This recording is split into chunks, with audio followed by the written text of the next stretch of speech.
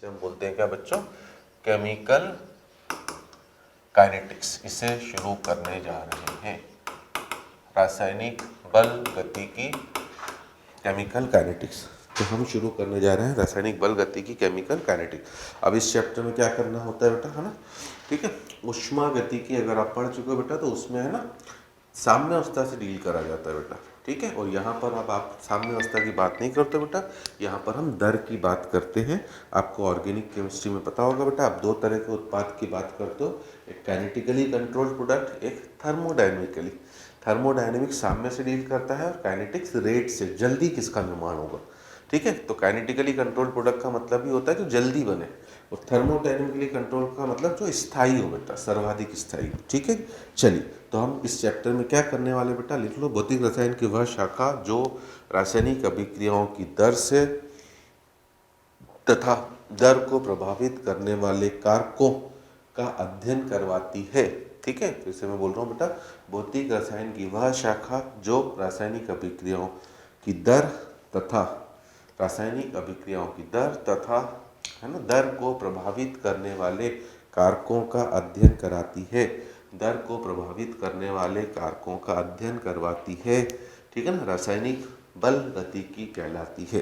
पुनः रिपीट कर रहा हूँ बेटा, भौतिक रसायन की वह शाखा जो, है ना, भौतिक रसायन की वह शाखा जो रासायनिक अभिक्रियाओं की दर तथा दर को प्रभावित करने वाले कारकों का अध्ययन कराती है, भौतिक रसायन कहलाती है, ठीक है। और साथ ही साथ बेटा, मतलब हमें दो पार्ट क्या करना है बेटा, एक तो दर को समझना है, दर को प्रभावित करने वाले कारकों को समझना है, और साथ ही साथ बेटा आगे लिखना है बेटा कि यह अभिक्रियाओं के मैकेनिज्म, रिएक्शन क्रियाविधि, है ना, यह अभिक्रिया के मैकेनिज्म का भी अध्ययन करवाती है ना, यह अभिक्रिया की क्रियाविधि का भी अध्ययन करवाती है।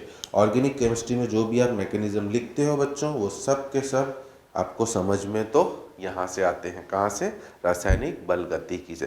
तो हमें डायरेक्टली चैप्टर कितने पार्ट में करना है बेटा, 3। दर क्या है, दर को प्रभावित करने वाले कारक क्या है, अभिक्रिया की क्रियाविधि क्या है, और बड़ा ही सिंपल टॉपिक है बेटा, नहीं होगा तो मैं आपके लिए बना ही दूंगा, बस आपको मेरे साथ तसल्ली के साथ जुड़े रहना है, एक एक चीज़ को ढंग से समझना है। तो आइए हम पहली चीज़ को चालू करते हैं बेटा, रेट ऑफ रिएक्शन, अभिक्रिया की दर, rate of reaction, rate of reaction. आगे से मैं रिएक्शन को हमेशा बच्चों आरएक्शन लिखता हूँ, ध्यान दीजिएगा, ठीक है। तो रेट ऑफ रिएक्शन अगर शॉर्टकट में लिखूं तो ROR, ये इसका शॉर्टकट है ना, रेट का आर, ओ का ओ और आर का आर, और हम सिंबॉलिक रूप में इसे हमेशा बेटा ना आर से निरूपित करते हैं, है ना। तो पूरे चैप्टर में दर के लिए आप हमेशा आर लिखोगे, ठीक है जी। अब किसी भी चीज़ की दर का तात्पर्य क्या है बच्चों, है ना, तो दर का तात्पर्य क्या है बेटा, किसी भी चीज़ में परिवर्तन, दर का मीनिंग ही क्या होता है ना, दर का मीनिंग होता है किसी भी चीज़ में परिवर्तन समय के साथ। अब जैसे अभी मैं पढ़ा रहा हूँ बेटा, अगर आप नोट्स बना रहे हो या ऑफलाइन में बच्चों के, मैं खूब मज़े लेता हूँ कि अब मेरी दर वो कैसे नापते हैं बेटा, मैंने कितना समझाया, कितना अच्छा एक्सप्लेन करा, कितने सवाल कराए, उससे मतलब नहीं बेटा, है ना। वो पेज गिनते हैं आपकी, अच्छा आज तो 4 पेज भरा दी, आज तो 5 पेज भरा दी, ज़्यादा भरा दो तो भी गाली पड़ती, और आज तो हिरवानी से पगला गए थे, लिखाए जा रहे थे। कम भरा दो बेटा तो भी गाली पड़ती, और आज तो कुछ हुआ ही नहीं यार, बस 2 पेज भरा के, है ना, पता नहीं क्या समझाया जा रहा था। तो मैं आपको एक जनरल चीज़ बता रहा हूँ बेटा ना, हम मान लीजिए यहाँ से कहीं पॉइंट ए से पॉइंट बी की तरफ जा रहे हैं, आप मान लो कोटा से दिल्ली जा रहे हो, कहीं पर भी, तो तब आपके लिए दर का मतलब क्या बेटा, दूरी में परिवर्तन समय के साथ। हम कार से जा रहे हों, अगर हमारे हाथ में, तो हम स्पीड, है ना, बढ़ाते ही जाते हैं ना, 80, 90, 100, 125, ऐसे कि भैया जल्दी पहुँच जाए, ठीक है। ट्रेन वेन में जा रहे हैं तो फिर तो ड्राइवर के हाथ में होगी। तो बस मैं ये समझाना चाह रहा हूँ बेटा कि दर का मतलब है किसी भी मात्रा में समय के साथ परिवर्तन। अब रासायनिक अभिक्रियाओं में क्या होता है बेटा, अगर कोई रासायनिक अभिक्रिया चल रही है तो उसमें परिवर्तन किस में होता है बेटा, है ना, अभिकारक और उत्पाद के द्रव्यमान में, है ना। द्रव्यमान मतलब उनका मास। चूंकि हम द्रव्यमान से डील नहीं करते, हम किससे डील करते हैं बेटा, मोल से, मतलब उनके मोल, अभिकारक के मोल लगातार कम होते हैं, उत्पाद के मोल लगातार बढ़ते हैं, ठीक है ना। और चूंकि रासायनिक अभिक्रिया है बेटा किसी निश्चित पात्र के आयतन में हो रही होगी, ठीक है, तो अगर हम मोलों को आयतन से भाग दे दे तो सांद्रता आ जाएगी। या अगर मेरा पदार्थ गैस हो और मैं PV = nRT लगा दूं, तो उससे मेरा दाब आ जाएगा। मतलब रासायनिक अभिक्रियाओं में हम या तो सांद्रता में परिवर्तन बोलेंगे या दाब में परिवर्तन बोलेंगे, किसके साथ बेटा, समय के साथ, ठीक है ना। तो रेट ऑफ रिएक्शन का आप परिभाषा, अभिक्रिया की दर की परिभाषा आप लिख लेना बेटा कि, है ना, किसी भी अभिक्रिया की दर, है ना, किसी भी अभिक्रिया की दर, ठीक है ना, को rate of reaction is defined as क्या, decrease in concentration of reactant और increase in concentration of product per unit time per unit mole, है ना। अब मैं हिंदी में बोल दे रहा हूँ बेटा, है ना, अभिकारकों की सांद्रता में कमी या, है ना, प्रति, सॉरी अब प्रॉपर लिखते हैं ना, मैं इंग्लिश में तो याद रहती है बेटा, हिंदी में बनाना पड़ता ना, तो हम चलो लिखते हैं, सही लिखो, प्रति, है ना, प्रति इकाई मोल तथा प्रति इकाई समय, प्रति इकाई मोल तथा प्रति इकाई समय में अभिकारकों की सांद्रता में कमी या उत्पाद की सांद्रता में वृद्धि, है ना, या उत्पाद की सांद्रता में वृद्धि को अभिक्रिया की दर कहते हैं। फिर से रिपीट करो बेटा, प्रति इकाई मोल प्रति इकाई समय में अभिकारकों की सांद्रता में कमी या उत्पाद की सांद्रता में वृद्धि अभिक्रिया की दर कहलाती है, ठीक है। अब आप बोलोगे सर ये तो बिल्कुल समझ में ही नहीं आया, बिल्कुल अभी समझाते हैं बेटा। तो रेट ऑफ रिएक्शन जो आर होती है बेटा, उसके लिए आपका जनरल व्यंजक है plus minus mu I D square bracket I by D T. एक ही सूत्र से बेटा मैं आपका ज़्यादा समय खोटी नहीं करूँगा, बस इससे हम सब तरह की दर को समझ लेंगे, ठीक है।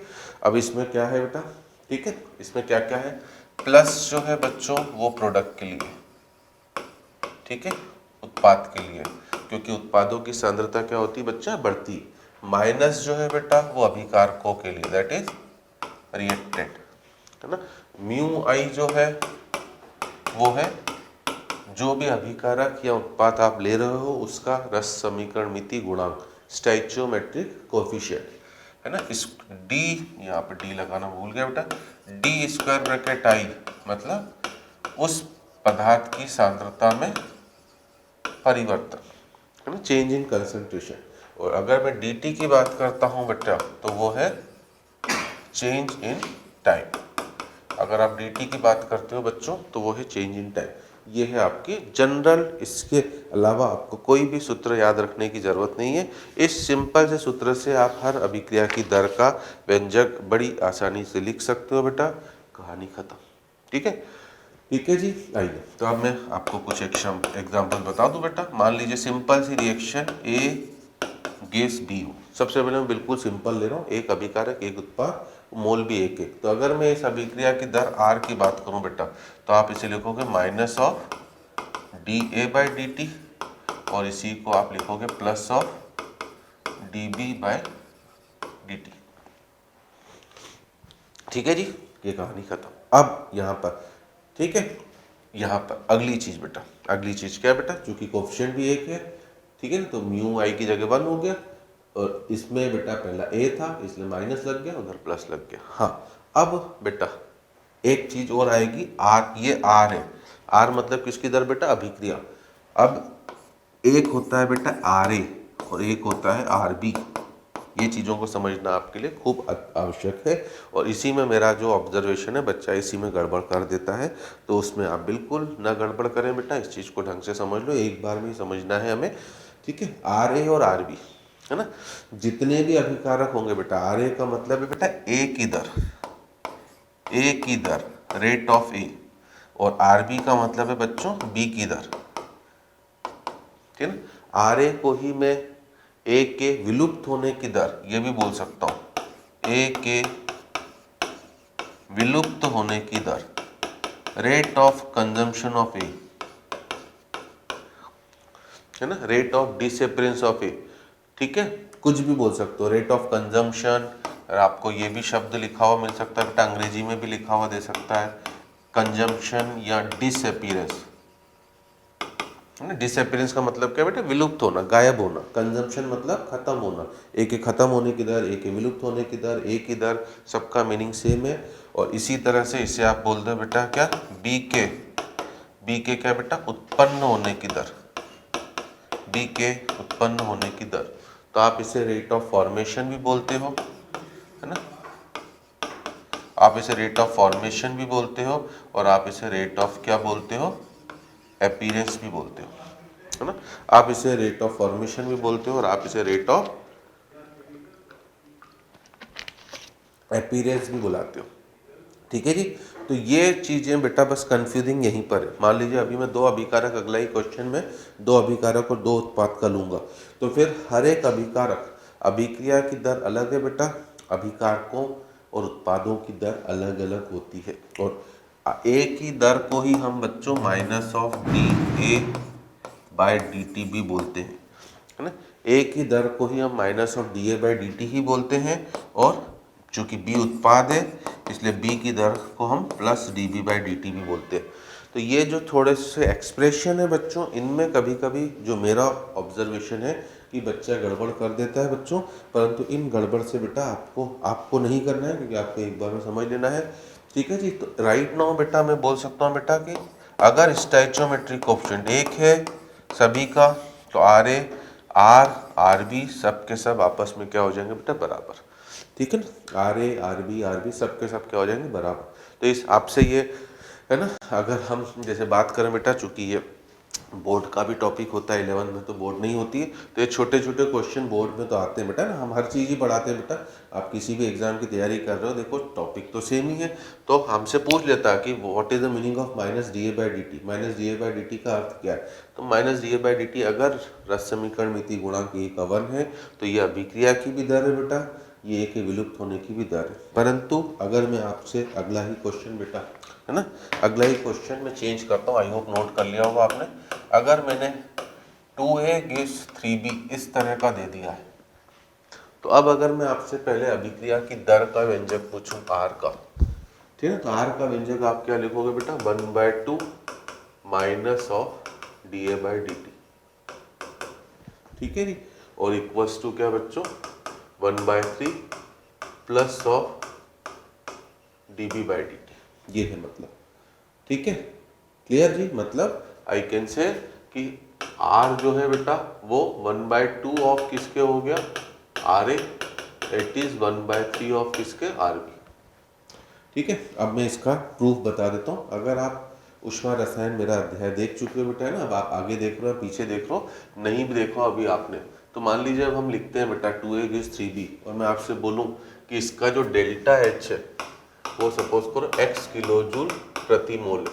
मैं थोड़ा सा लिंक करवा दूँ आपको, तो मैंने वहाँ पर भी बोला था और आपने नहीं भी देखा हो बेटा, तो कोई बात नहीं, यहाँ पर भी हम बात करेंगे। तो ये प्रति मोल किसका है बेटा, ये 1 मोल किसका है, तो मैंने आपसे तब भी बोला था बेटा ये 1 मोल किसका होता है, हमेशा रिएक्शन का होता है ना। ये 1 मोल किसका होता है बेटा, रिएक्शन का होता है। 1 मोल किसका होता है बच्चों, रिएक्शन का, अभिक्रिया का।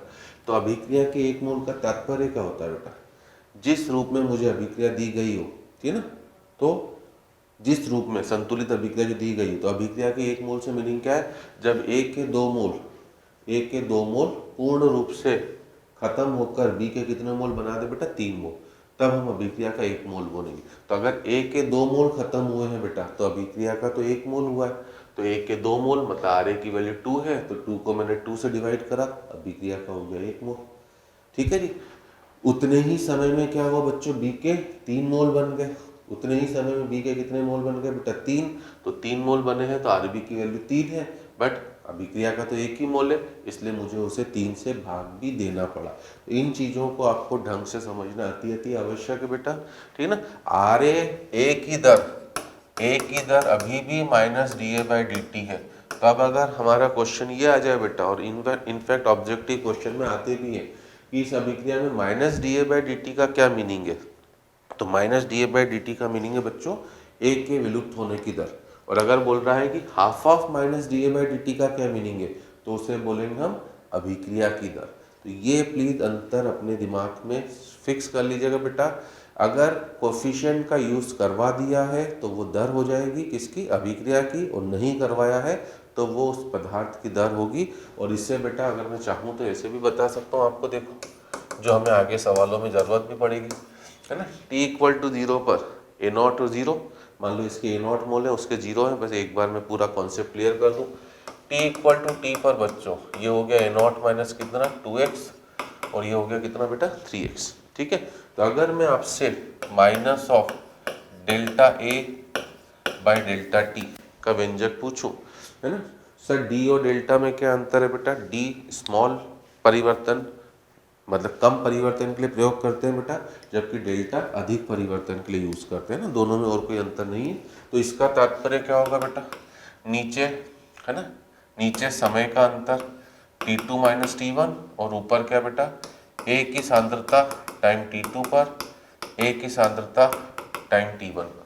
अब हम अगर इस समीकरण से देखें, हमारे लिए T2 का मान है बेटा T, T1 का मान है 0, है ना। A की सांद्रता समय T2 पर मतलब T पर A0 माइनस कितना है 2x, ठीक है जी।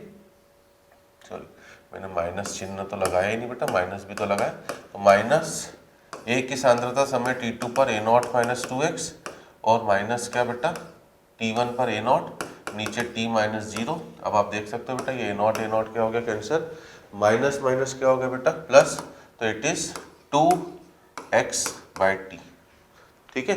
और अगर मैं आपसे plus of delta B by delta t का व्यंजक पूछूं, तो ये व्यंजक भी आपको बेटा चैप्टर में कई जगह लिखे हुए मिल सकते हैं, इवन आप एनसीईआरटी पढ़ोगे उसमें भी, तो इससे घबराना मत, एक बार मैं पूरा आइडिया दे दे रहा हूँ। आगे से हम बेटा बस ऐसे शॉर्टकट में ये लिखेंगे, एक बार पूर्ण आइडिया मिल जाए। तो इट इज क्या बेटा, बी की सांद्रता समय T2 पर माइनस बी की सांद्रता समय T1 पर नीचे T2 माइनस T1, है ना। अब by default bar bar plus लगाने की जरूरत नहीं है बेटा, आपको पता ही बेटा अगर 2 लिखा हुआ है तो ऑब्वियसली मैथमेटिक्स की ही बात करूँ मैं तो वो +2 ही होता है, ठीक है। परंतु है ना एक बार हम समझने के लिए लिख रहे हैं। तो ये हो गया बच्चों क्या, बी की सांद्रता T2 समय पर कितना बच्चों 3x माइनस 0 और नीचे T माइनस 0, तो it is 3x by T. आई मेरी बात समझ में, ठीक है। अब अगर मैं आपसे बोलूं बेटा अभिक्रिया की दर, rate of reaction, rate of reaction, तो रेट ऑफ रिएक्शन क्या है बेटा x बाई टी है। रेट ऑफ रिएक्शन क्या है बच्चों x बाई टी, क्यों? क्योंकि आपने माना है बेटा अभिक्रिया के x मोल पूर्ण हुए तभी तो A के 2x खत्म होंगे, तभी तो आपने 2x लिखा है। अभी मैंने क्या बोला था बेटा, ये प्रतिमोल किसका है, रिएक्शन का, और प्रतिमोल अगर रिएक्शन का है मतलब अगर अभिक्रिया का 1 मोल तो A के 2 मोल खत्म होंगे, B के 3 मोल बनेंगे, ठीक है। अब मैंने बोला अभिक्रिया के x मोल पूर्ण हुए तो अभिक्रिया की दर तो x बाई टी हुआ ना, तो अगर अभिक्रिया के x मोल कम पूर्ण हुए तो A के 2x मोल खत्म हुए, वही आपने माइनस करा है, और B के 3x मोल बने हैं, वही आपने प्लस में लिखा है। तो अभिक्रिया की दर है बच्चों x बाई टी, और इसीलिए हम x बाई टी को ऊपर वाले से क्या लिख सकते हैं बेटा, half of minus delta A by delta t और 1/3 of plus delta B by delta t. तो ये आप उम्मीद करता हूँ बेटा कि ना नॉर्मली कोई भी समझाता नहीं है कि आखिर कोफिशिएंट क्यों आते हैं, तो आई होप ये कोफिशिएंट का रोल अब आपको समझ में आ गया होगा और अब आपकी इस तरह की चीज़ों में आगे से कोई भी गड़बड़ ना हो। क्लियर हो गया सभी को, ठीक है। तो अब बेटा अगर हम बस खत्म कहानी, अब मैं बस व्यंजक बोल रहा हूँ, एक दो जल्दी जल्दी से लिख लें हम लोग, आई होप कहानी पूरी क्लियर। मान लीजिए आपसे कह रहा है बेटा, अब ये कॉम्पिटिटिव एग्जाम में खूब बार पूछे गए क्वेश्चन है बेटा, N2 + 3H2 gives 2NH3, एक दो के व्यंजक लिखो जल्दी जल्दी, है ना। मान लो H2O2 gives H2O + O2 half O2। हाँ, अब इस चैप्टर में भी ये ध्यान रखना अति आवश्यक है बेटा कि आपको अभिक्रियाएं संतुलित ही लिखना है ना, ठीक है, मतलब गिवन ही होगी, ठीक है, गिवन ही होगी, आपको चिंता करने की जरूरत नहीं है।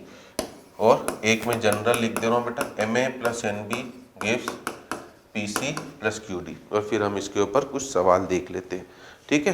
तो प्लीज़ अभिक्रिया की दर, ठीक है ना, और पदार्थ की दर में अंतर समझना बेटा, ठीक है।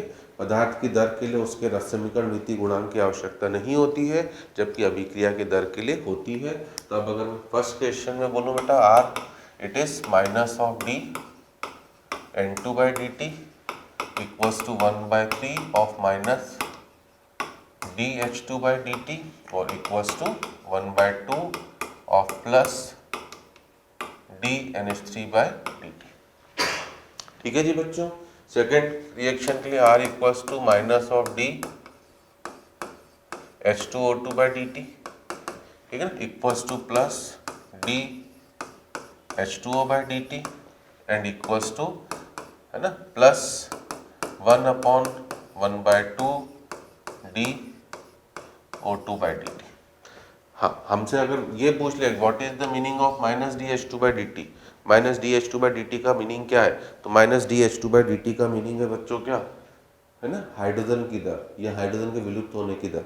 और 1/3 of minus D H two by D T का मीनिंग क्या है, तो वो अभिक्रिया की दर। तो प्लीज़ मैं आखिरी बार बोल रहा हूँ बेटा, क्योंकि अब बस मैं एक्सप्रेशन के बाद आपको सवाल कराने जा रहा हूँ, और फाइनली लास्ट के लिए क्या लिखोगे बेटा, है ना। अब मैं शॉर्टकट में लिख दे रहा हूँ 1/m of R A, 1/n of क्या आर बी, 1/p ऑफ क्या बच्चों आर सी, और 1/q ऑफ क्या आर डी। ठीक है, तो पहले सबसे महत्वपूर्ण चीज़ बेटा ये एक्सप्रेशन ही है, इनको समझना और एक एक टर्म को समझना है, और नीचे नोट बना के लिख भी लेना बेटा कि अभिक्रिया की दर केवल तभी परिभाषित होगी जब हमें, है ना, अभिक्रिया की दर केवल तभी परिभाषित होगी जब हमें संतुलित रासायनिक समीकरण दिया होगा। अभिक्रिया की दर केवल तभी परिभाषित होगी जब हमें संतुलित रासायनिक समीकरण दिया होगा, जब हमें संतुलित रासायनिक समीकरण दिया होगा। ठीक है ना, मतलब अभिक्रिया की दर के लिए आपको रस समीकरण मिति गुणांक की आवश्यकता होती है, परंतु किसी पदार्थ की दर के लिए हमें रस समीकरण मिति गुणांक की आवश्यकता नहीं। आइए अब मैं छोटे छोटे से आपको पहले क्वेश्चन के रूप में भी बताता हूँ, है ना। पहला क्वेश्चन बच्चों बिल्कुल सिंपल सा ही करते हैं, 2-3 करेंगे छोटे छोटे क्वेश्चन, आपके कॉन्सेप्ट क्लियर करने। मैं आपसे बोल रहा हूँ बेटा, निम्नलिखित अभिक्रिया में ए की प्रारंभिक सांद्रता, है ना, 2 मोलर है, जो 10 सेकेंड के बाद 1 मोलर हो गई, है ना। ए की प्रारंभिक सांद्रता 10 मोलर है, जो 10 सेकेंड का 1 मोलर हो गई। मैं आपसे बोल रहा हूँ बेटा, अभिक्रिया की दर, है ना, ए के विलुप्त होने की दर तथा बी के उत्पन्न होने की दर ज्ञात करो। ठीक है, ठीक, कुछ नहीं करना बेटा, चूंकि रस समीकरण मिति गुणांक 1 है, इसलिए इस पर्टिकुलर केस में R, R A, R B. ठीक है, अब मैं निवेदन करूंगा बेटा, ये टर्म सब समझ लेना। आर ए मतलब क्या बच्चों, ए की दर, उसी को आप ए के विलुप्त होने की दर वगैरह जो भी बोलना चाहो बोल सकते हो। आर बी मतलब बी की दर या बी के उत्पन्न होने की दर। रस समीकरण मिति गुणांक 1 है, सब आपस में बराबर होंगे। और कैसे बराबर होंगे बेटा, क्या करेंगे, ठीक है। अब तो आप बस एक चीज याद रखो बेटा, क्या, माइनस साइन अपने आप हट जाएगा। अगर अभिकारक है तो प्रारंभिक माइनस अंतिम कर लो, चूंकि परिवर्तन बच्चों, है ना, परिवर्तन हमेशा अंतिम माइनस प्रारंभिक होता है, परंतु अभिकारक के लिए माइनस है, तो हम अभिकारक के लिए प्रारंभिक माइनस अंतिम कर देंगे। इसमें भी कभी भूल जाए तो और सिंपल ट्रिक बता दे रहा हूँ बेटा, आप हमेशा बड़े में से छोटे को घटाओ, चिंता मत करो, है ना। 2 है और 1 है बेटा, ठीक है ना, 2 और 1 है, तो हम 2 में से 1 को घटाएंगे। जैसे उत्पाद होता हूँ मान लो ना, चलो अगला क्वेश्चन उत्पाद के लिए करवाता हूँ मैं। 2 - 1 और ये हो गया बेटा कितना, 10 - 0। प्रारंभिक का मतलब t = 0 पर, तो हम सीधे बोलेंगे बेटा 1/10। क्या इकाई होगी बेटा, मोलर प्रति सेकेंड, क्योंकि हमें नीचे बेटा, है ना, मैं साइड में क्वेश्चन करा रहा हूँ और यहीं पे लिख भी दे रहा हूँ। अब यूनिट ऑफ क्या बच्चों, रेट, दर की इकाई। हमारे दर की इकाई भी महत्वपूर्ण है, ये छोटे छोटे क्वेश्चन आते हैं बेटा। पहली चीज, है ना, अगर आप सांद्रता में बात कर रहे हो तब दर की इकाई होगी बेटा मोलर प्रति टाइम, ठीक है ना, जिसे आप मोल प्रति लीटर प्रति टाइम भी लिख सकते हो। और अगर आप गैसीय अभिक्रिया है तो आप दाब के टर्म्स में भी बात कर सकते हो बेटा, ठीक है। तो दर जो है बेटा वो सांद्रता में परिवर्तन समय के सापेक्ष या दाब में परिवर्तन समय के सापेक्ष दोनों काम कर सकते हैं। अगर सांद्रता में परिवर्तन होगा तो मोल प्रति टाइम, मोल पर लीटर पर टाइम, और अगर दाब में परिवर्तन होगा तो एटीएम पर टाइम, तो दोनों ही इकाइयां हैं, तो यहाँ पे जस्टिफाई भी हो गया, ठीक है जी। अब देखो बेटा, एक क्वेश्चन में और कराता हूँ। मान लो 2a गिव्स क्या बच्चों, 3b। अब मैं आपसे बोल रहा हूँ बेटा, है ना, क्या बोल रहा हूँ बेटा, अब मैं इसमें उत्पाद के सापेक्ष दे रहा हूँ आपको कि t = 10 सेकेंड पर बी की सांद्रता 1.2 मोलर है, तथा t = 15 सेकेंड पर उसकी सांद्रता 1. है ना, t = 15 सेकेंड पर उसकी सांद्रता मान लीजिए, है ना, ये 1.2 है, और t = 15 सेकेंड पर मैंने आपसे बोला है उसकी सांद्रता जो हो गई बच्चों वो, चलो 1.5 ही ले लेते, मोलर हो गई। अब मैं बोल रहा हूँ बच्चों, ए के दर बी की दर, अभिक्रिया की दर बताओ, ठीक है। तो कुछ भी डाटा दे सकता है। अब चूंकि इस केस में बेटा राशिमगढ़ मिति अलग अलग है, पहले हम किसकी दर निकाल लेंगे बेटा, बी की।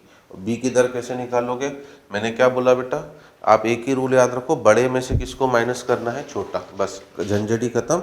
हम कभी भी और कुछ नहीं करेंगे, हम हमेशा बड़े में से किसको माइनस कर देंगे बेटा, छोटे को। क्या आ रही मेरी बात सभी को समझ में, ठीक है। तो 1.5 माइनस 1.2 ये सांद्रता में परिवर्तन, और कितने समय में हुआ है बेटा, ये 15 माइनस 10 मतलब 0.3/5, ठीक है, 3/50, ठीक है। डेसिमल हटा दूं या 3 हटा दूं, क्यों हटाऊं, क्यों बेटा, भागी दे दो ना।